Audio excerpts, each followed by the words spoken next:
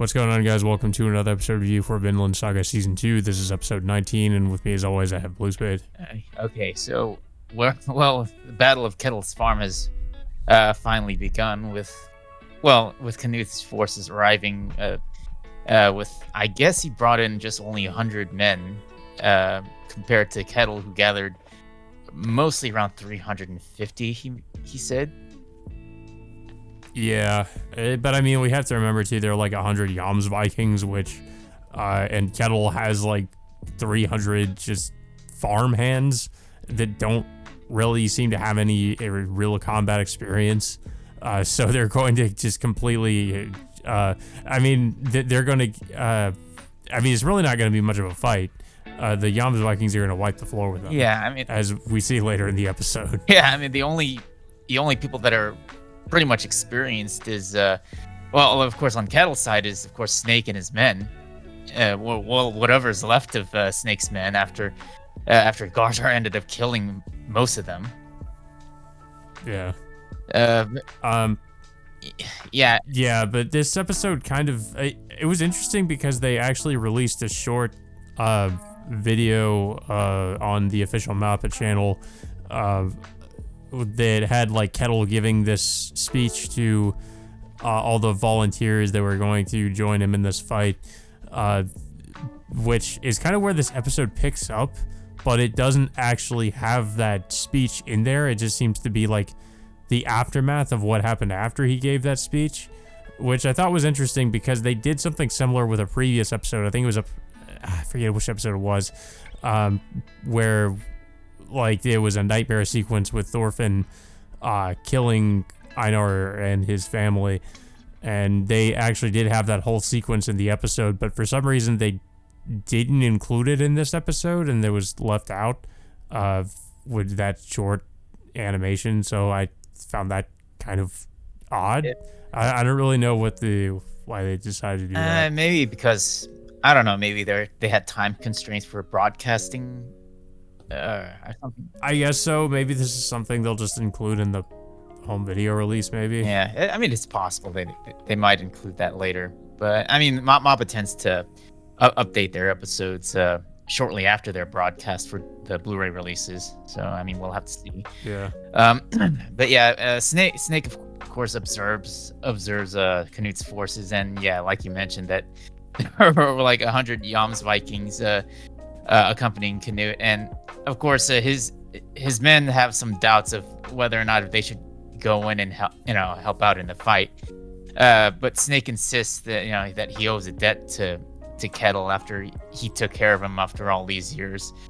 So and it's shortly afterwards, his men, I guess they reluctantly decide to follow Snake in the battle, and of course, as soon as the battle starts, the Yams Vikings, they completely start slaughtering most of Kettle's men. Yeah, because one of them decides to fire an arrow at Kettle's, not Kettle, but one of Knut's ships, which was a terrible idea because that, of course, results in all of them getting hit with a barrage of arrows by the Yams Vikings. So there were quite a few people that ended up getting killed. Yeah, but I think one of the volunteers tried shooting the arrows, and his arrow didn't even come close to reaching the boat, compared to Knut's forces, which had more skilled archers that were able to literally reach up to the beachhead. Yeah, it just kind of illustrates the massive difference in skill on how they pretty much don't stand a chance against these guys.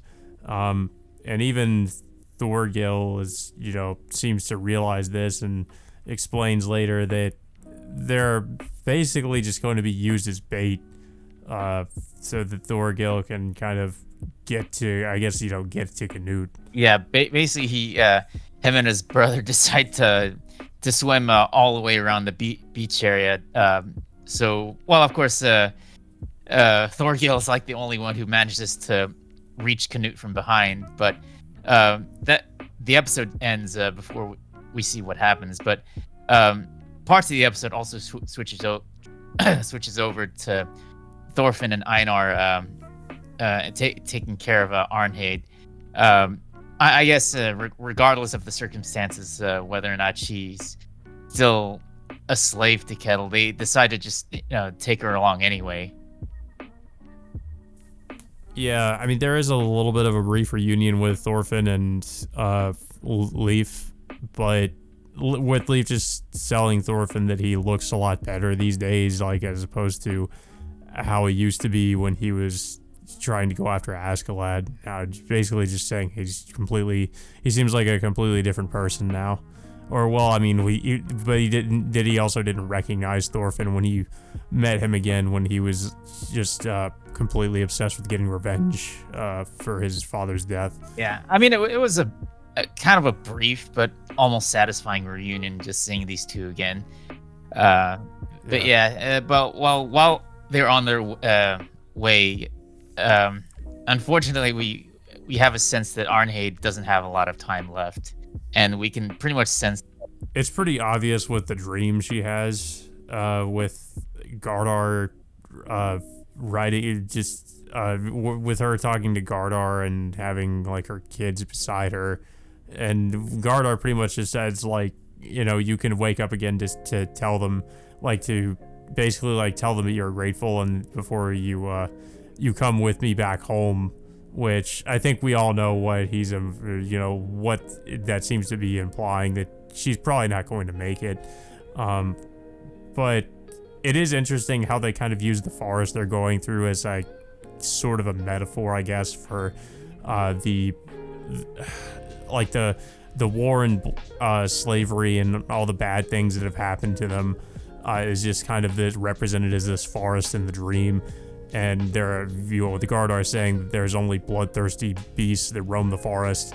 But then Arnhade also sees later that there's life that can exist in the forest or something. That basically, I guess, just saying that there are trying to imply, I guess, that there are good people, that not everybody is a terrible person that's involved in the I guess in this war and slavery, or all the bad things that happen in the world that they live in.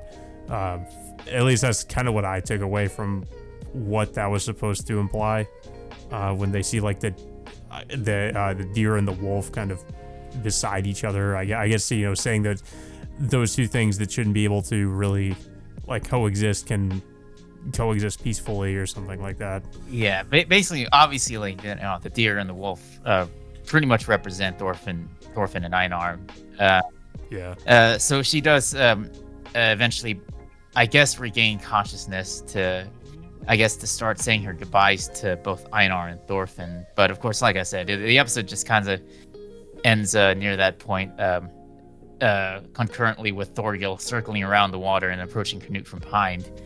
So, yeah, that's where the episode ends. I mean, we should also point out too that Snake does reveal to everybody that Kettle is, of course, he's pretty much been lying the whole time, and we also get a brief sequence that shows how he first met Kettle, and he apparently was, I guess, interested in the rumors he was hearing about him being this Iron Fist Kettle, and that was who he thought he was, but it turned out that wasn't who he really was.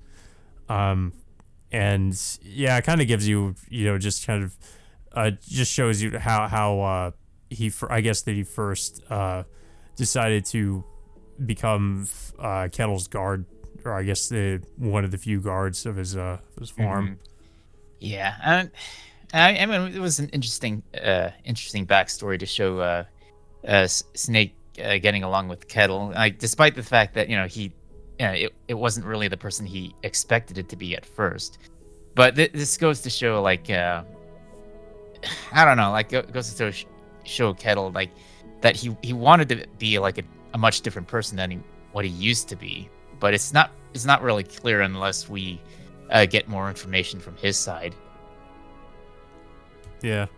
But yeah, I did think it was a really good episode. I definitely was interested in how they were going to portray a lot of the fight scenes, and I think they did a mostly decent job with that in terms of the battle sequences. But I think we're definitely going to be getting more of that in the next episode too. Yeah, I mean, you can clearly see that despite Kettle's forces having the numbers, they are clearly outmatched compared to Canute's forces. Yeah, I mean, he's pretty much just fighting a losing battle, and I mean, it's going to be interesting to. I mean, I feel like Snake is really going to be the only one that's kind of holding his own in all this, and maybe Thorgil if he doesn't, if he doesn't get killed I don't know. I mean, I anticipate that Thorgil, like, it'll be interesting to see what happens with that, like if he does actually end up taking Canute by surprise.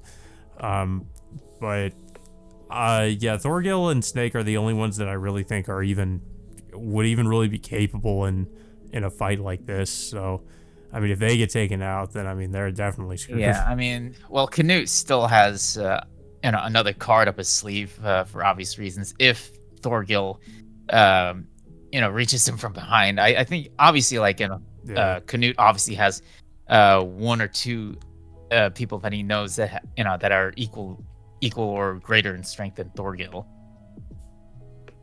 Yeah, I mean, the odds are pretty much stacked against Kettle and everybody on the farm, so I don't really see this ending well for them.